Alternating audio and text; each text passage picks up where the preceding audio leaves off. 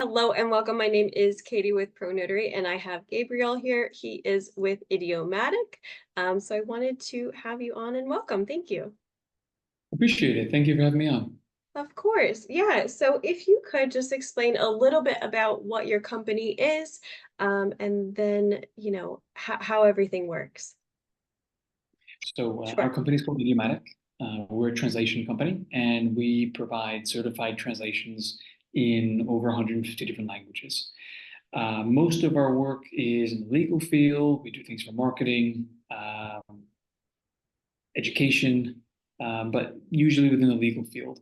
And from there, we got into working with notaries and apostille agents, which is why I'm here and why Katie and I are talking today. Yes, yeah. So for our use case, we do remote online notarizations. And every once in a while, we'll come across someone that only speaks a specific language. And then there's certain steps that you have to take as a notary to be able to kind of facilitate that. And one of those steps is to contact a company like Gabriel's, to be able to kind of facilitate and get that taken care of in a timely manner. So what is basically the best way to contact you in order to start one of those translations for a remote online notarization? Well, it's important here to differentiate what service the client or the notary or apostille agent needs exactly. Hmm. On one hand, you have translations, which are written documents, so that wouldn't be in real time. You have someone who they're moving abroad or uh, they're moving into the US, for example, and they need their documents translated, birth certificates, marriage certificates, FBI background checks, and that from one language to another. And then Hmm. you have the spoken part, which is the interpretation, and that would be where you want to facilitate a signing between yourself as the notary and the signee who may not really have a good command of English. And so those are the two main services that we offer. Um, and well, to get in touch, we're always around. Okay. Through our website Hmm. is the easiest way. We have a contact form. You can also send us an email, give us a call, and again, someone's always around to help and schedule for you. Okay, perfect. And then for those of you that might not be aware, when you're doing these remote online notarizations, so the way that it works is that let's say you have a closing or you have an affidavit that you have to sign as a signer, and English might not be your first language. What you would want to do is kind of let that notary know so that way they can accommodate, because during the notarization, there are certain questions and certain communications that do have to happen in order for everything to be legal. And so they would have to understand what it is that the notary is saying. So then you just basically would want to contact a certified third party, for the most part, just so that way everything is above board. So that's a pretty good explanation, right? You would Yeah, think? absolutely. Okay. Okay. Um, Yeah. I think the fine print to mention here is that, from what I know, not all states allow um, notaries or signers, I guess, signees to have an interpreter act as a liaison between them. I know in Correct. Florida, for example, um, Florida is the big one that we do a lot of work with. That I know. Other states, I'm sure as well. I don't know all of them, but Yeah. we can find out for you. Yeah. Florida, you can, for the most part. And now, also another disclaimer, check your state guidelines and make sure that you are always checking this yourself. If you're not sure, consult a lawyer because this is not legal advice. But but yes, so I believe from my limited understanding is that you have to have a specific form signed just so that, during the notarization, it's made evident that, this was done by a translator or an interpreter. And then I think you're good to go, but there are things that you have to look at your state guidelines, just to make sure that everything is correct. About how many notarizations or how many runs do you typically see during, let's say, a month? About 10 a week. Okay. Yeah, probably 10 a week. So we're not talking huge numbers, but I would say for one state in a pretty niche industry, Yeah. uh, it's not too bad. We have that's important to mention as well. We do about 10 a week, not because we're limited by volume or by Hmm. language, Hmm. just the people who we work with currently. Okay. So we have multiple people in each language and can get almost any language that you need with enough turnaround time.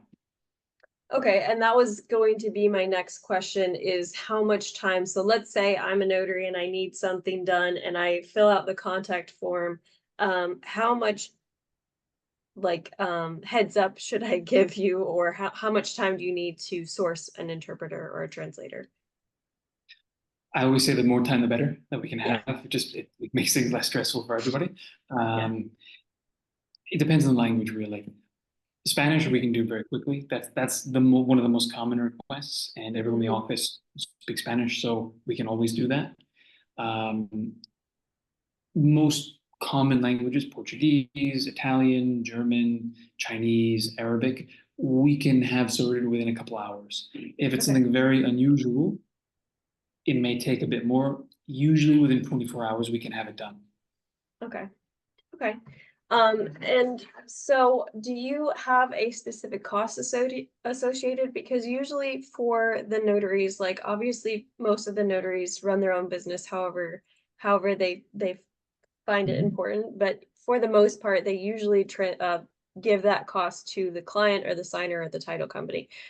So just as a quote, do you know about how much it would be for a notary to contact you and to get a RON interpreter? We have in most cases, we have a flat fee. So Hmm. and this is from having done a lot of these. Um, when an interpretation for Ron is usually like a simple document, let's say 15, 20 minutes, we have a flat fee of $50. And that's for any Okay, language.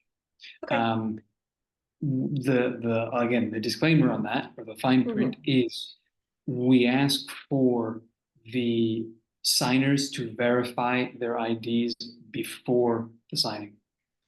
Okay. Um, because if we say we're going to have a meeting at 10 a.m., our interpreter's on the line, the time is ticking from the time that they sign on or they're let in by the notary. We count Hmm. that as work time. We had Okay. a case where um, some signers were not very technologically friendly, and the call turned into 3 hours. Uh, yeah. So again, that fee holds true Yeah. if they do the ID check beforehand. Teaching people how to navigate some of the different things that you would have to can be a little bit tricky. We have freelancers who work with us Hmm. who do interpretations not only for notarizations, but for things for schools, or they do things for court hearings. We have a lot of people doing that, Hmm. and this is part of, well, it's extra work for them. It's steady, it's pretty simple. Yeah. And it also lets us, by giving people steady work, we can have people almost like on a priority call. So if we need someone really quickly, they're more responsive to us. Then how did you start this company? By accident, really. So Idiomatic, as it is now, Idiomatic, it's a global company. We're Mhm. not enormous, but we are a global company. Our headquarters are in Spain. I lived in Spain for a long part of my life, and I met the people who are two of my business partners there. They ran the company there. I was 19 at the time, Yeah. and I like languages. I started working for them as a translator. One thing led to another. I came back to the States, and with the idea of opening a branch of Idiomatic in the US. Hmm. And one thing led to another, finding clients, again, mainly lawyers. Business has grown steadily since then. And that working with lawyers led us to dealing with notaries and apostille agents and legalizations, and which is a whole new world for us as well, which is quite fun. Something a Yeah. bit different. I feel like Almost every single time that I speak with someone about how they got into the notary industry, myself included, they're like, I didn't really mean to, it just kind of happened. And then, now, now you're stuck with us. So there's so many different industries that you would never even think about for notarizations. And then it just kind of Oh yeah. branches off into all of these different industries. So do you have specific documents or specific kinds of sessions that you typically see for the run? Or is it just basically a wide variety of affidavits, law, closings, everything like that? I don't, for the interpretations themselves, Mm-hmm. um, the ones that I've done are pretty simple. It's someone incorporating a company, I don't know, testifying to a will, verifying, I don't know, college transcripts, that kind of thing. Um, I know that some of our other interpreters do more complex Mm-hmm. interpretations, but I think they're pretty standard there for loan signings or selling a house. That seems to be the big thing. Do you have a big presence in people that are becoming different citizens on different countries, like going from one country to another? Is that a big niche that you have? We work with a lawyer in Florida Hmm. who specializes in Italian citizenship, for example. Okay. Yeah. So this is a case of, yeah, we do a lot of like nationality stuff. Of Hmm. course, some nationalities are more common than others, and a lot of people in the U.S. especially have Italian heritage and they're trying to get Italian citizenship. So that's a big one that we do. Yeah. Um, Yeah. I have a family that has done some of that where they find out that they're Italian citizens and then they go through the entire process mhm, of getting that citizenship. And for the whole entire process, there's things that needs translated, there's things that need notarized, there's things that need apostilled. And so it could be like a huge process. But the immigration industry, as far as like notarizations and then getting citizenship for different types of countries is a huge market, like a specific thing within our industry that not a lot of people really talk about. Like there's always the loan signing that everybody, I don't know if you're in the space a lot, but there's always the loan signings that everybody always talks about, which is great. But that's such a it's so difficult. The loan yeah, signings are difficult to, kind of take care of and go through and make sure that everything is correct.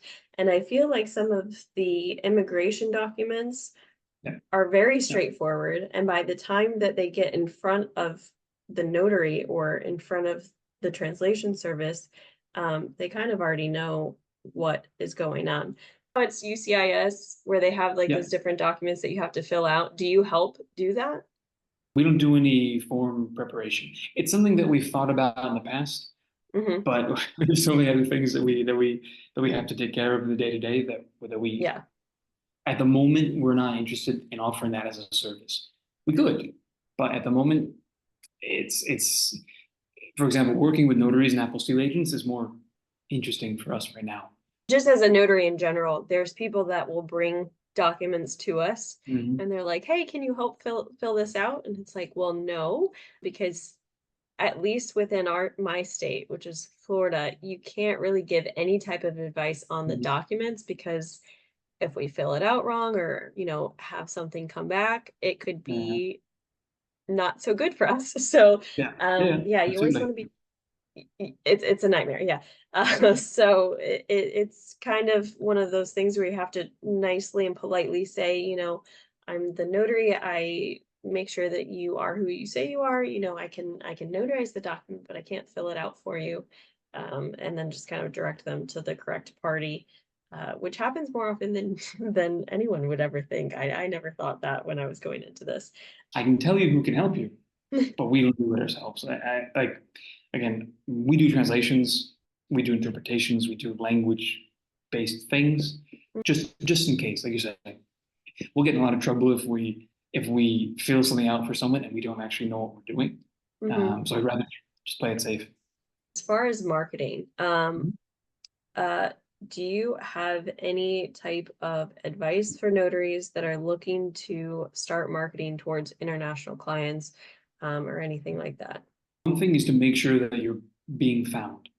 That's Hmm. number one. Your website is in your, LinkedIn presence and social media, Google My Business. Those are your biggest assets. The website especially is your biggest asset. One thing is to make landing pages that are optimized on your website for the services you offer. I'm not even talking about translations to begin with, but just make sure that your website explains really well what you do and that you're ranking in search. So you can start ranking in Google. That's really important because you can have the best service ever, but if no one finds you, it doesn't help. Yeah. So specifically focusing on translations, we have an affiliate program directed towards notaries and apostille agents. It's free to join. There's no fine print. There's no gimmicks. Nothing. We help people offer translation services as a standalone service and interpretation services, right? As a standalone service in their notary business, in their apostille business, and as an add-on to what they offer already. So if someone comes to you, hey, I'm moving to Italy, retiring there, I need to get my FBA background check translated, notarized, apostille. You can do it all in one place. By working with us in the affiliate program, you get 20% commission on the sale of the translation. That's for as long as you're an affiliate, there's no limit to how much money you can make. Every sale, you get a chunk. I mentioned that. That's one part. We have a newsletter, a weekly newsletter with marketing advice. We do help our affiliates, be found on the web. So we have content that we include. It's SEO optimized. We help you write your own content and also help you focus on certain niches. So getting back to that, immigration lawyers, huge. Hospitals, very big. A lot of people coming from all over the place who have to go to the hospital. Schools, that's another big one. Most states have laws, at least in New York, for example, that if a student doesn't speak English, no matter what the language is, they have to provide all the documentation in that language that the student and the parents understand. And I know schools also need lots of things notarized and all that kind of stuff. So that's a really good, kind of like 2-for-1 market. Funeral homes, the body has to be repatriated. That has to be translated. So, unusual market segments, but there's a real demand there, right? As far as the general notary work, so as a notary, you can kind of focus on different types of things.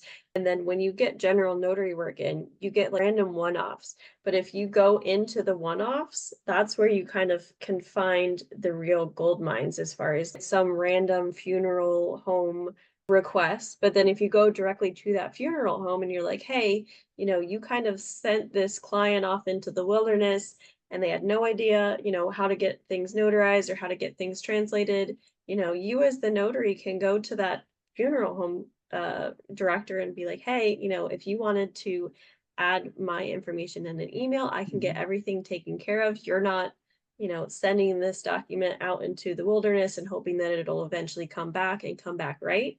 So that's how you can be an asset to some of these kind of random general requests that you get for your business. Follow that stream up to your leads because you never know, like it could be like a huge funeral home that's Absolutely. Nationwide. And that's happened to a bunch of clients where it's like, oh, how did you get into this? And they're like, oh, I found this random form and then I decided to talk to the main person and now that's all I do. So yeah, definitely.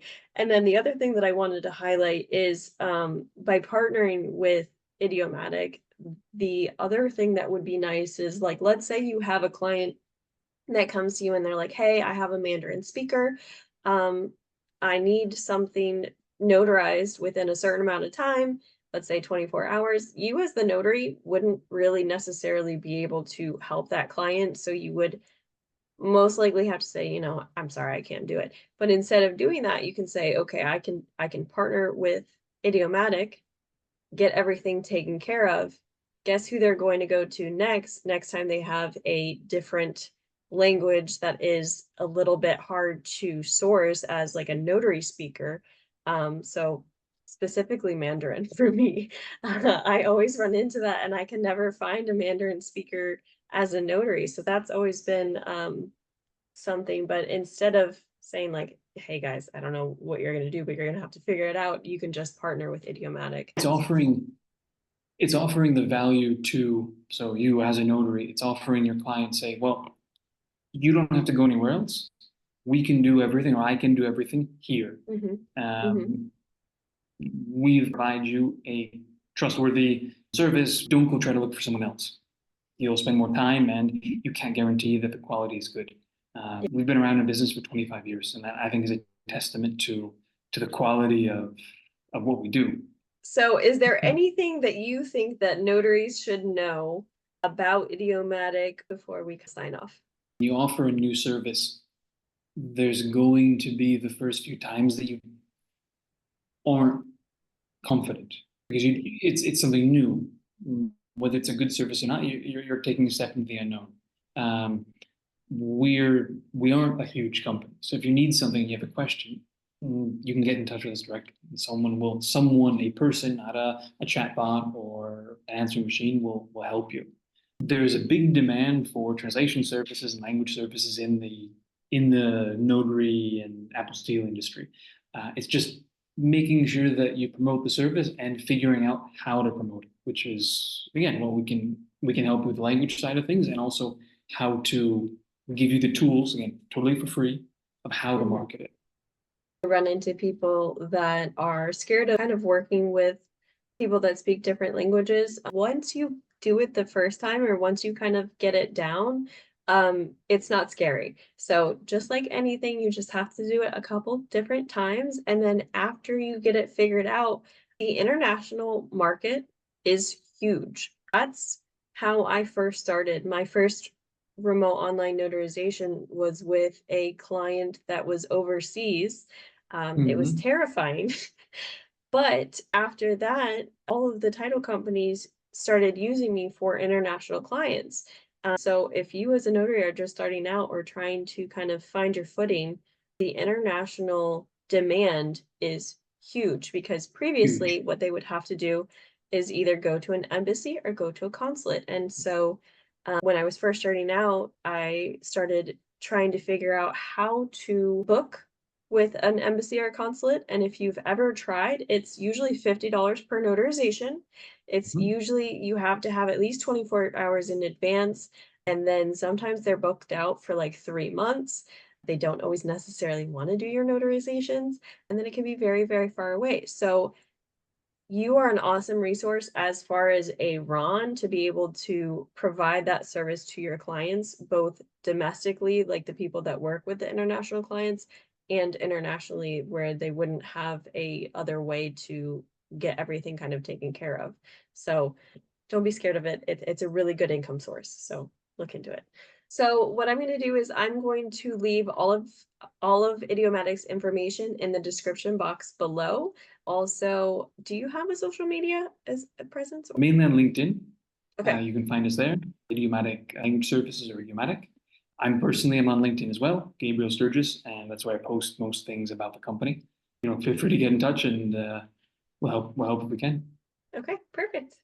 Well, thank you so much for coming on. This has been very informative, so I appreciate you taking the time. Appreciate it. Thanks so much.